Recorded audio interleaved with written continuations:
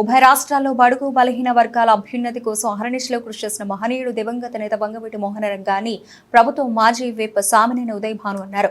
వంగవీటి మోహనరంగా జయంతి సందర్భంగా జగ్గీపేట మండలం పోచపల్లి గ్రామం నందు వీఎంఆర్ యూత్ ఆధ్వర్యంలో ఏర్పాటు చేసిన రంగగారి విగ్రహాన్ని ప్రభుత్వం మాజీ విప్ సామినేని ఉదయ్ భాను ఆవిష్కరించారు. అనంతరం పూలమాలలు వేసి నివాళులర్పించారు. సందర్భంగా ఏర్పాటు చేసిన సభా కార్యక్రమంలో ఉదయ్ భాను మాట్లాడుతూ వంగవీటి మోహనరంగా ఒక పార్టీకి చెందిన వ్యక్తిగా కాకుండా సేవా కార్యక్రమాలతో నిరుపేదల హృదయాల్లో చిరస్థాయిగా నిలిచిపోయిన శక్తి అని అన్నారు.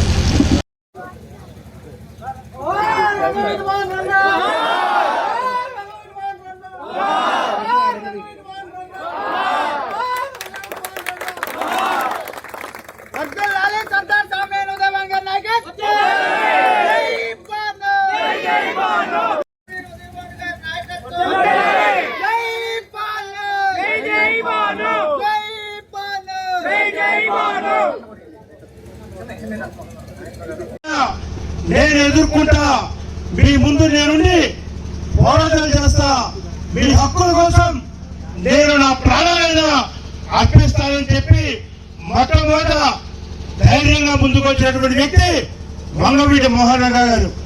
అందుకే ఆయన పేద ప్రజల పక్షపాతి, పేదల పక్షపాతిగా విజయవాడ నగరంలో ఉంటూ అనేక రకాల మంచి కార్యక్రమాలు చేసి విజయవాడ నగర ప్రజల దృష్టిలో పడి ఆయన మొట్టమొదటి విజయవాడ నగరంలో కృష్ణలంక ప్రాంతంలో ఒక కార్పొరేటర్గా ఇండిపెండెంట్ గా గెలిచి అనేక రకాల సేవా కార్యక్రమాలు చేసిన వ్యక్తి వంగవీటి మోహనరంగా గారు. ఆ రోజుల్లో విజయవాడ నగరంలో కమ్యూనిస్టులు చాలా ఎక్కువగా ఉండేవాళ్ళు.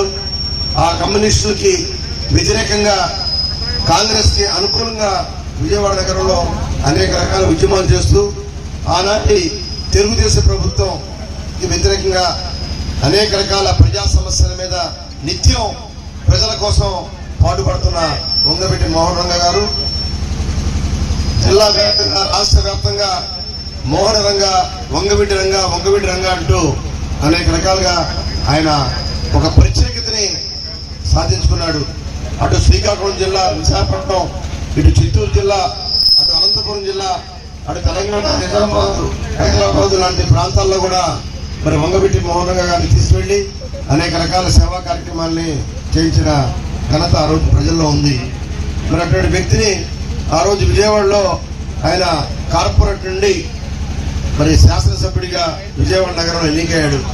మంచి మెజార్టీతో ఎన్నికయ్యాడు. విజయవాడ నగరంలో తెలుగుదేశం ప్రభుత్వానికి వ్యతిరేకంగా పోరాడే వ్యక్తి వంగవీటి మోహనరంగా. మరి అటువంటి వ్యక్తికి రాజశేఖర రెడ్డి గారు నిత్యం అనేక రకాలుగా ఆయన చేసే కార్యక్రమాలని సమర్థించేవాళ్ళు. మరి విజయవాడలో అనేక రకాల సమస్యలు ఉండేవి. పేదలకి ఇళ్ల పట్టాలు, ముఖ్యంగా ఎస్సీలు బీసీలు నివసించే క్రీస్తురాజపురం అనే ఒక ప్రాంతం ఉండేది.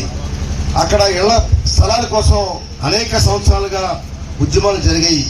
ఆ ఉద్యమానికి బాసరగా ఉంటూ ఆ ఉద్యమానికి మరి వారి తోడై ఆయన ప్రభుత్వానికి వ్యతిరేకంగా మరి ప్రజల పక్షాన ఉంటూ అనేక రకాల కార్యక్రమాలు నిర్వహించబడి ఆ రంగాన్ని ఎలా సరే అణగదొక్కాలని చెప్పి ఆనాటి తెలుగుదేశం ప్రభుత్వం అనేక రకాలుగా ఆయన మీద అక్రమ కేసులు, అక్రమ ఆస్తులు, ఆఖరికి జైల్లో కూడా మరి బట్టలు కూడా తీసి సెల్లో ఉంచారు.